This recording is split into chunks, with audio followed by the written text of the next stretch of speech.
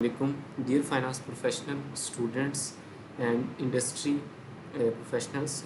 Today we are going to discuss key changes introduced in Finance Act 2025. आपको पता है कि फाइनेंस एक्ट कल से एप्लीकेबल होने जा रहा है 1 जुलाई 2025 से, जो कि 30 जून 2026 तक एप्लीकेबल रहेगा। ठीक है, अब इसमें कुछ अमेंडमेंट्स, कुछ चेंजेस आई हैं फाइनेंस एक्ट 2024 के मद्देनज़र रखते हुए। ठीक है, तो आज हम उन चेंजेस को एक क्विक वे में और एक एफिशिएंटली जो है ना डिस्कस करने जा रहे हैं। ठीक है, ताकि आपको एक अंदाज़ा हो कि क्या क्या चेंजेस आई हैं और आपसे रिलेटेड क्या चेंजेस हैं सेल टैक्स में, इनकम टैक्स में, whether you are working in a manufacturing concern और अ सर्विस ऑर्गेनाइजेशन और a tax consultant or use you may use these changes in your professional CPD hour completion as well. ठीक है, तो आज आइए सबसे पहले हम डिस्कस करते हैं सेल टैक्स में क्या की रिफॉर्म्स आए हैं 1990 में। सबसे पहले जिन्होंने पहले डिजिटली इकोनॉमी इंक्लूजन कर दिया है 2% sale tax on digitally ordered goods. पहले जो था इसमें इस तरह से था कि जो भी कोई आप सेल परचेज़ करते थे थ्रू ऑनलाइन मार्केट प्लेस, इसमें उन्होंने ऑनलाइन मार्केट प्लेस की डेफिनेशन भी दी है। अब इन्होंने इसमें ना 2% टैक्स भी लगा दिया। ठीक है, अब इसमें उन्होंने जो जिम्मेदारी लगाई है कि किसका टैक्स है, तो वो ये जो लेट्स सपोज मैं आपको एग्जांपल से समझाता हूँ। आपने दराज पे गए और उधर से एक ऑर्डर कर दिया। लेट्स सपोज आपने 5000 की कोई जो है ना टेक्सटाइल का कोई आर्टिकल आपने पहनने के लिए कोई ख़रीदा है। ठीक है, अब उस पर 2% सेल टैक्स है। अब रिस्पॉन्सिबिलिटी किसकी है, किसने डिडक्ट करना है? ठीक है, आपकी तो मतलब जो एंड यूज़र है उसकी तो है पे करना है। ठीक है, अब डिडक्ट करने के लिए उन्होंने ना कहा कि अगर वो पेमेंट हो ऑनलाइन के थ्रू, तो उन्होंने बैंकिंग चैनल का बता दिया कि बैंक उससे डिडक्ट करेंगे। ठीक है, मतलब वो इंश्योर करेंगे। और अगर अक्सर होता है ना कि आपने ऑर्डर कर दिया लेकिन आपने कहा कि मुझे इसकी डिलीवरी घर पे मिले, ठीक है, तो उसे कहते हैं कैश ऑन डिलीवरी। तो इस केस में जो कोरियर कंपनी है उसकी ज़िम्मेदारी लगा दी। ठीक है, अब इसका क्या मैकेनिज़्म चलेगा? एज़ पर माई ओपिनियन इस तरह हुआ करेगा कि जो दराज है, ऑनलाइन सेलर हैं, वो इसको अपने सिस्टम में इनकॉर्पोरेट कर लेंगे। वो 2% चार्ज कर दिया करेंगे सेल पे। ठीक है, अब मतलब वो ऑर्डर में की अमाउंट में ऑलरेडी शामिल हो जाया करेगा। ठीक है, तो बेशक पेमेंट ऑनलाइन चैनल से हो या कैश ऑन डिलीवरी हो, दोनों सूरतों में टैक्स इकट्ठा हो जाया करेगा। ऑनलाइन हुआ करेगा तो बैंक इकट्ठा कर लेगा, और अगर कैश ऑन डिलीवरी है तो फिर जो कोरियर कंपनी है उसकी रिस्पॉन्सिबिलिटी है। ये एक मेजर चेंज है। ठीक है, और FBR का दावा है कि वो इससे कुछ 64 बिलियन के करीब पैसे इकट्ठे करने जा रहे हैं। ठीक है, उसके बाद जी मैंडेटरी रजिस्ट्रेशन कर दी है ऑनलाइन सप्लायर्स के लिए। ठीक है, कुछ एक्सेप्शंस हैं इसमें। Service ban by courier market place to unregistered supplier. Courier company जो है वो उनको सर्विसेज नहीं देंगी जो कि अनरजिस्टर्ड सप्लायर है। कोरियर्स कंपनी आपके साथ काम करने से पहले आपसे आपका sale tax registration number, NTN वगैरह लिया करेंगे। ठीक है, उसके बाद जी इन्फोर्समेंट है।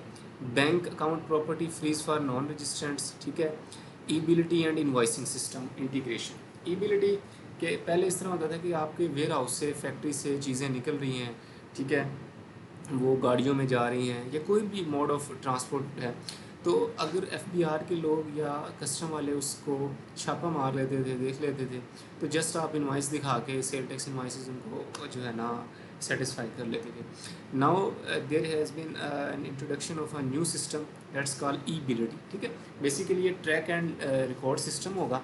ट्रैकिंग भी हो जाएगा, मतलब जैसी गाड़ी निकलेगी साथ उसके जिसे कहते हैं कि ट्रैक नंबर लगा दिया जाएगा। ठीक है, अब वो गाड़ी जिधर भी मूव हो रही है FBR को उसको पता भी है। ठीक है, मतलब कोई एप्लीकेशन के थ्रू चलेंगे या कुछ इस अंदाज से कि जिससे ट्रैकिंग हो सके इसकी। ठीक है जी, उसके बाद ये सेल टैक्स के मामले में पेनल्टीज़ और कंप्लायंस को बड़ा सख्त कर दिया गया है।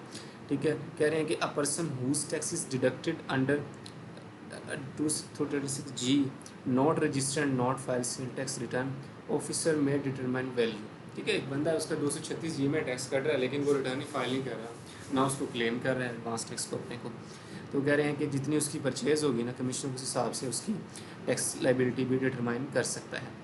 उसके बाद ये FBR can bar unregistered sale with no monetary threshold. ये बड़ी इंपॉर्टेंट चीज़ है जी, ये बेसिकली इससे लिंक्ड है कि प्रीवियसली ये होता था कि आप अनरजिस्टर्ड पार्टीज़ को पर मंथ 10 मिलियन और पूरे साल के हिसाब से आप जो है 100 मिलियन की सेल उनको कर सकते थे, अनरजिस्टर्ड पार्टी जो पर्सन हैं उनको, ठीक है। एक पर्सन की बात हो रही है, ठीक है।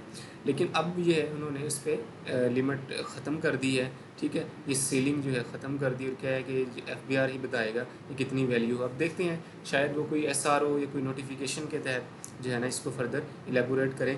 But it's a very important point for the CFOs of the company secretary, ठीक है, और टैक्स डिपार्टमेंट, कि उन्होंने अपनी सेल्स को अब किस तरीके से कैटर करना है, ठीक है, अनरजिस्टर्ड पार्टी। क्योंकि देखिए पाकिस्तान है, इसमें अनरजिस्टर्ड पार्टीज़ को जो सेल है वो हो रही होती है, उससे कोई मतलब इतनी जल्दी जान नहीं छूटने वाली, ठीक है। लेकिन आपने अपनी टैक्स प्लानिंग में उसको कैसे इंकॉर्पोरेट करना है, ये आपने देखना है कि आपने जो है रजिस्टर्ड पार्टीज़ को ही मोस्टली सेल करना है, या अनरजिस्टर्ड को करनी है तो ये अपने जो है इस प्रोविजन का ज़हन में रखें। उसके बाद ये 237 enhanced enforcement tool, arrest, seizures, penalties, ये कंप्लाइंस के मामला हैं, ठीक है। उसके बाद ये appeal before commissioner appeal tribunal and the high court. The finance will remove the pecuniary limits for filing appeal introduced by the Tax Act, Tax Law Amendment Act 2024. Now all the appeal order will first go to the commissioner appeal, regardless of the amount, ठीक है। Taxpayer may file the first appeal with the commissioner। पहले था ना कि इतने million तक की appeal है तो आप उसमें जा कमिश्नर के पास, इससे ज़्यादा है तो ट्रिब्यूनल में, ठीक है, उससे ज़्यादा हाई कोर्ट, इस तरीके से थी। लेकिन अब उन्होंने वो लिमिट ख़त्म कर दी है, कह रहे हैं कि कोई भी केस है सबसे पहले कमिश्नर अपील के पास जाएगा, ठीक है। फर्स्ट अथॉरिटी वो है। उसके बाद ये टाइम लाइन्स भी डिफ़ाइन कर दी हैं कि कमिश्नर अपील के पास अपील कर सकते हैं, या ट्रिब्यूनल में with in 30 days of the order. High court में अगर कोई क्वेश्चन ऑफ लॉ है तो आप 60 डेज़ में अपील कर सकते हैं ट्रिब्यूनल ऑर्डर्स के। और अगर ADRC है या state owned enterprises must use ADRC। उन्होंने कह दिया कि जो गवर्नमेंट ओन्ड कंपनी है ना, उन्होंने तो लाजमी जो है ना अल्टरनेट डिस्प्यूट रेजोल्यूशन कमेटी में जाना है। ये बेसिकली इसलिए है कि उनमें अगर कुछ मामला हैं इस तरह के तो वो रिजॉल्व हो जाए, ठीक है। ADRC to decide cases within 60 days, ठीक है, और एक्सटेंडेबल हैं ये फर्दर 60 डेज़ के लिए। Other tax payer can opt for ADRC instead of going through the regular appeal basis. ये उनके लिए एक ऑप्शन रख दिया गया। तो ये जी सारी अपील के मामला हैं, ठीक है, कि किस तरह से है, कोई पेक्यूनरी लिमिट नहीं है, विद इन 30 डेज़ आप जा सकते हैं, ठीक है। हाई कोर्ट में विद इन 60 डेज़ जा सकते हैं, ADRC में आपके पास ऑप्शन है, ठीक है। लेकिन जो स्टेट ओन्ड एंटरप्राइजेज हैं दे मस्ट यूज ADRC। उसके बाद ये restriction on input tax, the finance bill 2025 enhance the FBR powers under section 8B, introducing data driven control on input tax adjustment. तो ये जी डाटा ड्रिवन कंट्रोल उन्होंने introduce करवा दिए हैं, ठीक है, इनपुट टैक्स के एडजस्टमेंट के लिए, है ना, कि आप 90% तक एडजस्ट कर सकते हैं अपने आउटपुट को against input. Now they are FBR is trying to use some AI tools और some advance tool to evaluate the input tax adjustment. FBR empowered to use automated risk-based system to defer or vary input tax limits. Affected taxpayer can appeal to the commissioner who must decide within 30 days. ठीक है जी, मतलब वो किसको कितना input देना है वो एक रिस्क बेस के हवाले से डिसाइड करेंगे। और अगर टैक्स पेयर को उसमें लगता है कि उसके साथ ज़्यादती हुई है तो वो कमिश्नर के पास अपील में भी जा सकता है with in 30 days. Digitally present proceed tax new law, foreign vendor providing digitally services from outside Pakistan to within Pakistan। बाहर से बैठे हुए हैं पाकिस्तान में सर्विस दे रहे हैं, वो क्या हो सकती हैं, वो हो सकते हैं एडवर्टीजमेंट की सर्विसेज हों या कोई भी सर्विस है, ठीक है। 5% tax will be deducted by payment intermediary. Bank की जिम्मेदारी है जी 5% टैक्स आपने काटना है। Applicable to all service including advertisement and good. Vendor will considered as digitally present if billing exceed ₹1 million in a year। एक बंदा बाहर है, आपने उससे कोई सर्विस ली 8 लाख तक की ली है, नो टैक्स, ठीक है। आपने जैसे 11 लाख की सर्विस की है 5% आपकी पेमेंट पे टैक्स जो है वो एप्लीकेबल हो जाएगा। और बैंक की रिक्वायरमेंट है कि वो जब पेमेंट प्रोसीड करे, ठीक है, तो उसने पेमेंट टू नॉन रेजिडेंट का जो सेक्शन है अंडर सेक्शन 152 आप उन्होंने ये कह दिया कि आपने 5% टैक्स लाजमी डिडक्ट करना है। उसके बाद इनकम टैक्स ऑर्डिनेंस में क्या क्या चेंजेस हैं, तो ये मैंने ब्रीफली थोड़ा सा एक समराइज़ किया सेल टैक्स की चेंजेस को। And now we are moving towards income tax ordinance. Section 236 NPO recreation club, ये बड़ा एक मेजर चेंज है। जब अक्सर है हमारे क्लब हैं वो कहते हैं कि हम एनपीओ से, ठीक है, नॉन प्रॉफिट ऑर्गेनाइजेशन है, तमाम इनकम अपनी एग्जाम करवा लेते हैं। उन्होंने अपनी लिमिट रख दी कि अगर कोई एनपीओ जिसमें जो रिक्रिएशन क्लब है, ठीक है, तो ये जहन में रखना, ये रिक्रिएशन क्लब मतलब इंटरटेनमेंट वाले जो है ना, ये वो है, उसमें अगर कोई ज्वाइनिंग फ़ीस 1 मिलियन से ज़्यादा है ना एनी क्लास ऑफ मेंबर, तो वो नॉट फॉर प्रॉफिट ऑर्गेनाइजेशन ही नहीं है, ठीक है। मतलब अगर वो इससे ज़्यादा पैसे ले रहे हैं ना, तो आपसे वो एनपीओ की डेफिनेशन में नहीं है, ठीक है। अब उस पर क्या होगा, ठीक है, एनपीओ आपको पता है कि बॉडी कॉर्पोरेट की डेफिनेशन को मीट करती है, तो उस पर वही जो कंपनीज वाली जो टैक्सेशन है it will be going to applicable.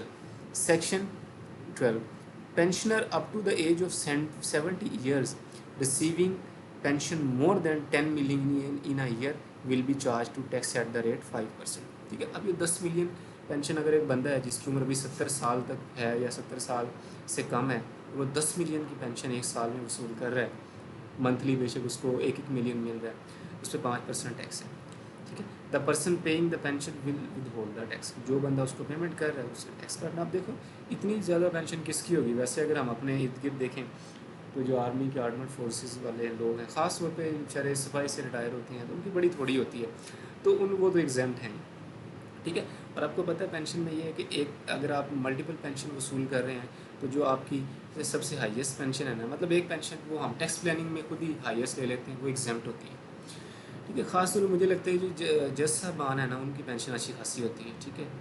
तो या गवर्नमेंट के लोग होंगे जिनकी ज़्यादा होगी पेंशन, अगर उनको एक साल में 10 मिलियन से ज़्यादा पैसे मिलते हैं तो उन्होंने 5% टैक्स देना है। Pensioner who continue to work either with same employer और otherwise will be taxed in usual manner, जिस तरह से पहले अंडर द हेड सैलरी होती है उसी तरह होगा। उसके बाद ये इनकम टैक्स की कुछ डिसअलाउंसेस हैं सेक्शन 21 की, ठीक है। Section 21 in case of purchases from persons who don't have NTN, ठीक है, मतलब unregistered, 10% of the related claimed expenditure will be disallowed, not applicable to purchases from agriculture input from growers, ठीक है। ये ख़ास तौर पे जो शुगर वाली कंपनियां हैं ना, वो एग्रीकल्चर इनपुट ले रही होती हैं, जैसे कि एग्रीकल्चर इनपुट क्या हो सकती हैं, फर्टिलाइज़र होगी, पेस्टिसाइड्स होगी, ठीक है। अक्सर जो लोग गन्ना वगैरह काश करते हैं तो उनको पता है कि उसके लिए वो किसानों से जो है खाद भी ले रहे होते हैं, बायो फर्टिलाइज़र के तौर पे यूज़ होती है, तो वो उस तरह की चीज़ें जो है ना उस के लिए लिमिट नहीं है, क्योंकि वो किसान होते हैं बेचारे, तो अनरजिस्टर्ड भी हो सकते हैं, ठीक है।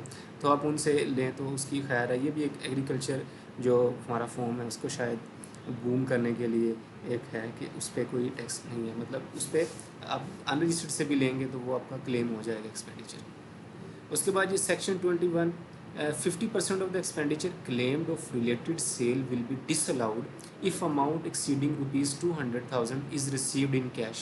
ये बड़ी इंपॉर्टेंट चीज़ है। आपने एक इन्वाइस की 5 लाख रुपए की, ठीक है, 2 लाख से ज़्यादा है ये अमाउंट, और उसके ना पैसे आपको ना कैश में आए हैं, ठीक है, या सारे पैसे कैश में आए या कुछ छोटे छोटे करके आए, तो आपको उस इन्वाइस से रिलेटेड जो एक्सपेंडिचर है ना वो 50% डिसअलाउ हो जाएगा, ठीक है। लेट्स सपोज मैं आपको एग्जांपल दूँ इसकी कि आपने पूरे साल में 10 मिलियन की सेल की और जो है ना वो हर इन्वाइस जो है 2 लाख से ज़्यादा थी, लेट्स सपोज फॉर एग्जांपल, ठीक है।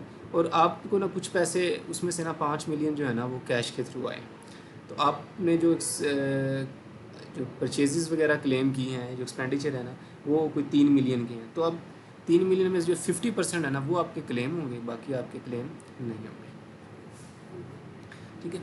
अब ये ना एक बड़ी इंपॉर्टेंट चीज़ थी टैक्स प्लानिंग के लिए कि कुछ लोग जो हैं अगर आज मतलब कैश जमा करवा देते कंपनी के अकाउंट में 2 लाख से ज़्यादा, तो आज का दिन था उनके लिए जितना मर्ज़ी कैश जमा कराए, क्योंकि कल 1 जुलाई होगा, तो कल तो फिर वही लिमिट जो है ना ये 2 लाख वाली एप्लीकेबल हो जाएगी। उसके बाद जो सेक्शन 24 है, depreciation shall not be allowed for asset where tax is not deducted and डिस्पोजिटेड।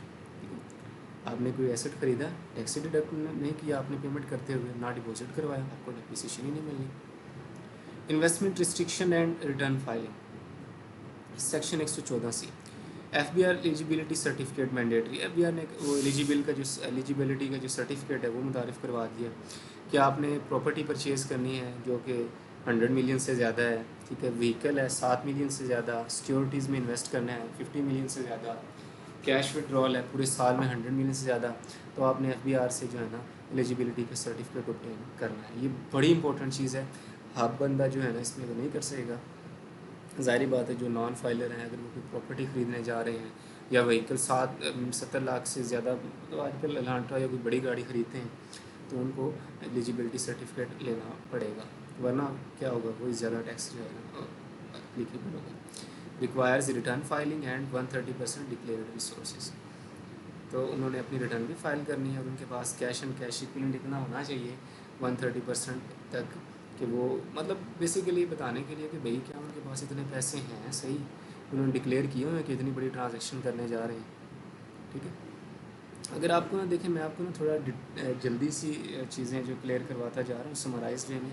अगर आपको कोई चीज़ समझ नहीं आती तो लेक्चर की डिस्क्रिप्शन में मेरा नंबर होगा, आप मुझे व्हाट्सएप के थ्रू या मैसेज के थ्रू जो है ना अप्रोच कर सकते हैं, मुझसे पूछ भी सकते हैं। एडिशनल नोट वर्थी चेंजेस क्या हैं जी? No set off business losses against property income, ठीक है, प्रॉपर्टी इनकम में कोई लॉस सेट ऑफ नहीं हो सकता। Tax credit for house construction loan retained, ठीक है, ये आपको अगर आप लोन लेते हैं तो आपको टैक्स क्रेडिट मिलेगा। Minimum tax carry forward limited to 2 years हो गया। Audit period reduced from 4 to 3 years, ठीक है। Capital gain exemption for personal property greater than जो है 15 ईयर हो गया है, ठीक है, वो एग्जाम्पशन होगी। अगर 15 साल से ज़्यादा प्रॉपर्टी आपने विद होल्ड की हुई है और सेल कर रहे हैं तो आपको उस पर कैपिटल गेन पे कोई टैक्स नहीं होगा। The limit of 180 days for passing the amended assessment order, very important. Finance bill 2025 introduce की amendment to the income tax assessment process. One significant change is the removal of 180 days limit for issuing amended assessment order, ठीक है, 180 days की जो limit है वो ख़त्म हो गई है। प्रोवाइडेड दैट द, ये जो टैक्स वाले लोग हैं वो उसको बड़ा अच्छे से समझ जाएंगे कि मेजर चेंज है। Provided that order under this section shall be made within 1 year of issuance of show cause notice, ठीक है, आपको शो कॉज नोटिस मिला, विद इन 1 year आपका ऑर्डर होगा। और within such extended as the commissioner for reason to be recorded, ठीक है। This proviso shall be applicable to a show cause notice issued on और after the 1st day of जुलाई 2021, ठीक है। जुलाई 2021 के बाद जो भी ऑर्डर हुए हैं शो कॉज नोटिस आपको मिले हैं उनके लिए लिमिट है कि विद इन 1 year वो डिस्पोज ऑफ करने हैं। उसके बाद ये प्रॉपर्टी ट्रांजैक्शन है and teacher relief, property sale section 236C, आपको पता ही है कि इसमें रिलीफ दिया गया है। सेल पे तो जो है ऑलमोस्ट सेल में बड़ा है, बल्कि परचेज पे कम हुआ है, ठीक है। सेल अगर आप 50 मिलियन तक की प्रॉपर्टी सेल करते हैं तो आपके पास आपको 4.5% टैक्स एप्लीकेबल है। 50 मिलियन से 100 मिलियन की सेल कंसिडरेशन अगर आपको मिलती है तो 5% है और उससे ज़्यादा पे 5.5% है। उसके बाद ये प्रॉपर्टी परचेज़ करते हैं तो ये कम हो गया टैक्स ही, अप टू 50 मिलियन तक आप 1.5% देंगे, ठीक है। ये बूम है, बड़ी अच्छी एक चीज़ है डेवलपर्स के लिए ख़ास तौर पर, ठीक है। तो जो लोग प्रॉपर्टी ख़रीदना चाहते हैं तो वो उसको ईज़िली उससे बेनिफिट उठा सकते हैं, ठीक है। अगर आप 50 से 100 मिलियन की प्रॉपर्टी ख़रीदेंगे तो आपके ऊपर 2% है और इससे ज़्यादा 2.5 है, तो ये बड़ी चेंज है।